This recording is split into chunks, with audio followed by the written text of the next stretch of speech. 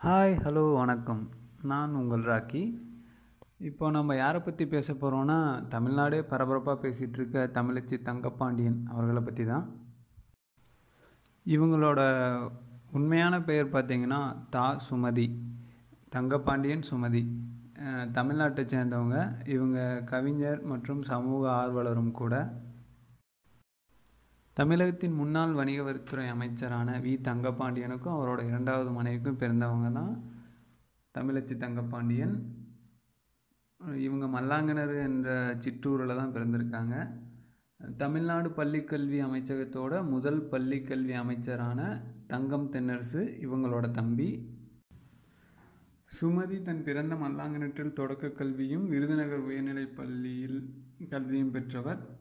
மதுரையில் உள்ள மீனாட்சி அரசினர் பெண்கள் கல்லூரியில் பயின்று புதுமுக வகுப்பில் தேறினார். அதே கல்லூரியில் ஆங்கிலம், இலக்கியம் பயின்று இளங்கலை, முதுகலை பட்டங்களையும் பெற்றிருக்கிறார். ஆஸ்திரேலியாவில் வாழும் இலங்கை புலம்பெயர் தமிழர்களின் ஆங்கில படைப்பிலக்கிய வெளிப்பாடுகள் என்னும் தலைப்பில் ஆய்வு செய்து முனைவர் பட்டம் பெற்றவர். சென்னை ராணிமேரி கல்லூரியில் ஆங்கில பேராசிரியை பணியாற்றி விருப்ப ஓய்வு பெற்றவர். இவங்களோட ஹஸ்பண்ட் காவல்துறை அலுவலரான சந்திரசேகர். இவங்களுக்கு கல்யாணம் ஆகி 2 பொண்ணுங்க இருக்காங்க. அரசியல் அப்படின்னு பார்த்தோம்னா, தமிழச்சி திராவிட முன்னேற்ற கழகத்தில் தன்னை இணைத்து கொண்டு தற்போது திமுகவின் மகளிர் அணியில் முக்கிய பதவி வகித்து வருகிறார். இவங்களை பற்றி இப்போ ரீசெண்ட் ஆர்டிக்கல் விகடனில் கூட விட்டுருக்காங்க. இவங்க ஃபஸ்ட்டு கவிதை எப்போ எழுதுனாங்கன்னா, இவங்களோட அப்பா தங்கப்பாண்டியன் திடீரென இறந்துட்டார். அப்போ ரொம்ப மனதுடைந்த நிலையில் ஒரு கவிதை ஒன்று எழுதியிருக்காங்க. அது குங்குமம் இதழில் அந்த கவிதை வெளியிட்டிருக்காங்க. இதுதான் அவங்களோட முதல் படைப்பு. அதை தொடர்ந்து அதுக்கப்புறம் நிறைய கவிதைகள்லாம் எழுதியிருக்காங்க, கட்டுரை எழுதியிருக்காங்க. அந்த கவிதைகள்லாம் என்னென்னு பார்த்தீங்கன்னா, எஞ்சோட்டு பெண், வனப்பேச்சி, பேச்சரவம் கேட்டிலையோ. கட்டுரைகள் பார்த்திங்கன்னா அருகன், பாம்படம், சொல் தொடும் தூரம், இந்த மாதிரி பல படைப்புகளை கொடுத்துருக்காங்க. ரீசெண்டாக இவங்களை பற்றி விகடன் நாளிதழில் வந்த ஆர்டிக்கிள் என்னன்னு பார்ப்போம். அழகியலின் அருஞ்சொற்பொருள் தமிழச்சி தங்கப்பாண்டியன், அவரது வீடும் அப்படியே. இந்த வேர்ட் போட்டு ஸ்டார்ட் பண்ணியிருக்காங்க. இவங்களோட வீடு சென்னை நீலாங்கரையில் இருக்கான். எங்கே பார்த்தாலும் மரப்பாச்சி பொம்மைகள், விளக்குகள், அலங்கார சின்னங்கள், அழகான ஓவியங்கள், அப்புறம் அவங்க அப்பாவோட ஃபோட்டோ, அவங்க அப்பா இவங்களுக்கு எழுதின கடிதம், இதெல்லாமே அவங்க ஷேர் பண்ணியிருக்காங்க.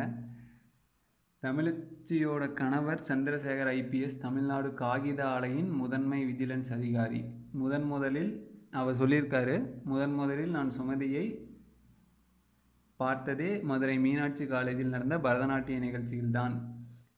பிரமாதமாக ஆடினாங்க. இப்போ அவங்க எனக்கு மனைவியாக வருவாங்கன்னு நான் நினச்சி கூட பார்த்ததில்ல. கல்யாணத்துக்கு முன்னாடி நாங்கள் பேசினதே கிடையாது. ஆனால் இப்போ வீட்டில் அவங்க மட்டும்தான் பேசிக்கிட்டே இருக்காங்க. இவங்களுக்கு 2 பெண்கள் இருக்காங்க. மூத்த பொண்ணோட பெயர் சரையு, இளைய பெண்ணோட பெயர் நித்திலா. மூத்த பெண் BE எலக்ட்ரானிக்ஸில் முடிச்சுட்டு ஃபோட்டோகிராஃபிக்கில் ஆர்வம் இருக்கனால அதை பார்த்துட்ருக்காங்களாம். இரண்டாவது பெண் MBBS செகண்ட் இயர் படிச்சிட்ருக்காங்க. அவங்கக்கிட்ட அப்பா உங்களுக்கு நேரம் ஒதுக்குவாங்களான்னு கேட்டிருக்காங்க.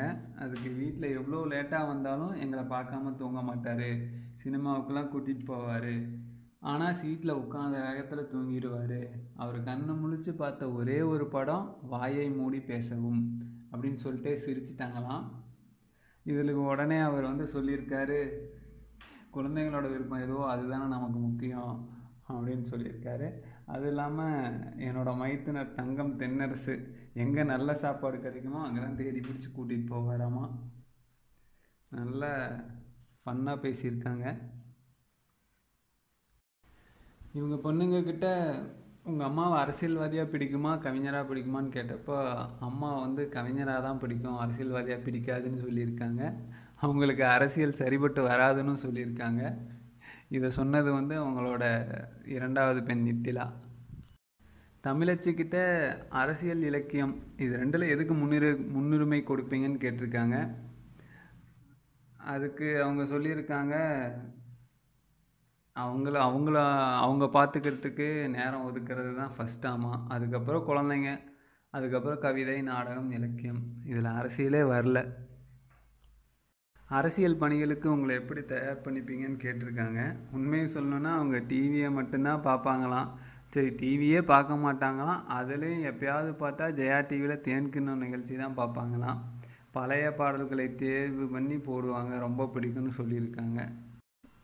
அதுக்கு விகடன் நிருபர் கேட்டிருக்காங்க, ஜெயா டிவி பார்க்குறீங்க, இப்போ கூட பச்சை கலர் புடவை தான் கட்டியிருக்கீங்க, இதை எப்படி புரிஞ்சுக்கிறது நாங்கன்னு கேட்டிருக்காங்க.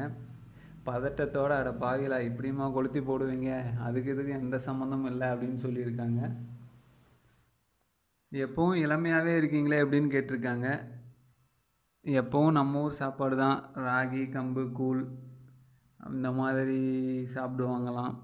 அப்புறம் வாக்கிங், யோகா. அவங்களோட மனதின் உற்சாகம் எப்போதுமே முகத்தில் தெரியுமா, இதுதான் அவங்களோட ரகசியமா. வீட்டில் தமிழச்சியோட செல்ல பெயர் வந்து வாத்தியார். ஊரில் என்ன எப்படி கூப்பிடுவாங்கன்னா செமதின்னு கூப்பிடுவாங்களாம். செமதி செம்மையான பேர். அவங்க வாங்க நினைக்கும் புத்தகம் குற்றப்பரம்பரை, பிடிக்காதது தங்க நகை. தங்கம் தென்னரசு இப்போ வரைக்கும் கண்ணுன்னு தான் கூப்பிட்றாங்களாம் அவங்க தம்பியை. ரோல் மாடல் யார் அப்படின்னு கேட்டிருக்காங்க. கடைசியாக வெயிட்டான கொஸ்டின். அவங்க சொன்ன வெயிட்டான பதில் என்ன தெரியுமா? வேலுப்பிள்ளை பிரபாகரன். அப்படின்னா யாருன்னு கேட்குறீங்களா? தமிழீழ விடுதலை புலிகள் இயக்கத்தின் தலைவர். அவரை தான் அவங்க ரொம்ப பிடிக்குன்னு சொல்லியிருக்காங்க. பிடிக்குன்னு சொன்ன ரோல் மாடல்னு சொல்லியிருக்காங்க. அது மட்டும் இல்லாமல் உலகத்திலேயே இந்த மாதிரி ஒரு தியாக தலைவரை பார்த்துருக்க முடியாதுன்னு சொல்லியிருக்காங்க. இதெல்லாம் கேட்ட விகடன் அரசியலில் அவங்களுக்கு எந்த அளவுக்கு அப்சர்வ் பண்ணியிருக்காங்க, எந்த அளவுக்கு இன்னும் செய்ய போகிறாங்கன்னு எதுவும் கேட்கல. அதை பற்றி நமக்கு ஒன்றும் தெரியாது.